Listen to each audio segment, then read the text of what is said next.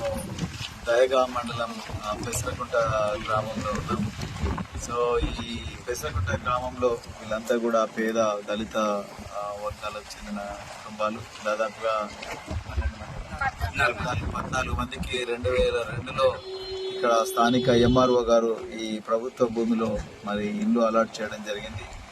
ఎందుకు అలాట్ చేసిందంటే ఈ ప్రతి వానాకాలం కూడా ఈ పెద్దవాగుకు విపరీతంగా వరదలు రావడం, పెసరకుంట గ్రామం ప్రత్యేకంగా దాని చుట్టూ 4 వైపులా చుట్టూ నీళ్లు రావడం, దానివల్ల వీళ్ళ ఇళ్ళలోకి నీళ్లు రావడం, ఊరంతా కూడా పూర్తిగా మునిగిపోయే పరిస్థితి రావడం వల్ల మరి అంచున ఉన్న కుటుంబాలన్నింటినీ కూడా మరి కొంచెం ఎత్తైన ప్రాంతానికి పంపించాలని చెప్పి ఈ ఐనమ్మ గ్రామ పంచాయతీ శివార్లలో వాళ్ళకి ఇల్లు ఇవ్వడం జరిగింది.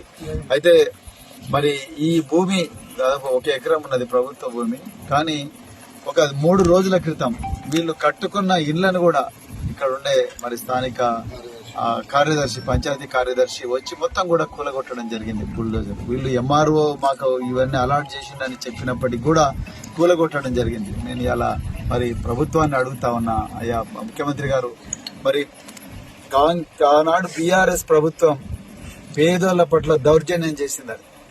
మరి ఈరోజు తెలంగాణ ప్రజలందరూ కూడా ఓరే ప్రభుత్వం కావాలి, మాకు ఈ దోపిడీ దొరల దౌర్జన్య ప్రభుత్వం పోవాలని చెప్పేసి కాంగ్రెస్ పార్టీకి అధికారం ఇచ్చారు.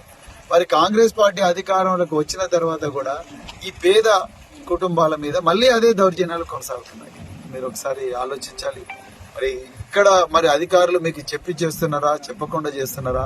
ఈ ప్రాంత పరిస్థితులను, ఈ పేద ప్రజల జీవితాలను అర్థం చేసుకోకుండా చేస్తున్నారా? లేకపోతే మరి ఆనాడు ఉన్న బీఆర్ఎస్ దొరలే మళ్ళీ వెనుక నుండి రాజకీయం నడిపిస్తున్నారా అనేది ఒకసారి మరి మీ దృష్టికి తీసుకొస్తున్నాం. మరి దయచేసి ఈ గ్రామ కార్యదర్శి ఎందుకు ఇట్లా చేసిండు? మరి పేద ప్రజలకు ఒక న్యాయం, అదే మరి ప్రభుత్వ భూములలో వెంచర్లు వేసుకున్నారు కొంతమంది వ్యక్తులు, మల్టీప్లెక్స్లు కట్టుకున్నారు, పెద్ద పెద్ద కంపెనీలు కట్టుకున్నారు, పట్టాలు సృష్టించుకున్నారు, అన్ని ధరణి పోర్టల్లో రెగ్యులరైజ్ కూడా చేసుకున్నారు. వాళ్ళ మీదికి ఒక్క బుల్డోజర్ కూడా పోదు. కానీ రెక్కాడితే డొక్కాడని కుటుంబాలు వీళ్ళంతా కూడా పేద కూలీలు. కానీ మరి వీళ్ళ మీదనే బుల్డోజర్లు వస్తున్నాయి. వీళ్ళ కట్టుకున్న ఇళ్ళని గులగొట్టిండ్రు, ఇవన్నీ గులగొట్టిండ్రు, ఇక్కడంతా కూడా చేసిండ్రు, పునాదులు బూడి చేసిండ్రు.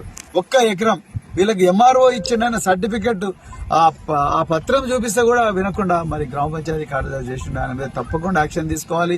అదే విధంగా అర్జెంట్ గా వీళ్లకు మరి ప్రభుత్వమే ఇల్లు కట్టించాలి. వీళ్ళేదో లగ్జరీ హోటల్ అడుగుతలేరు, లేకపోతే లగ్జరీ హోమ్లు అడుగుతలేరు.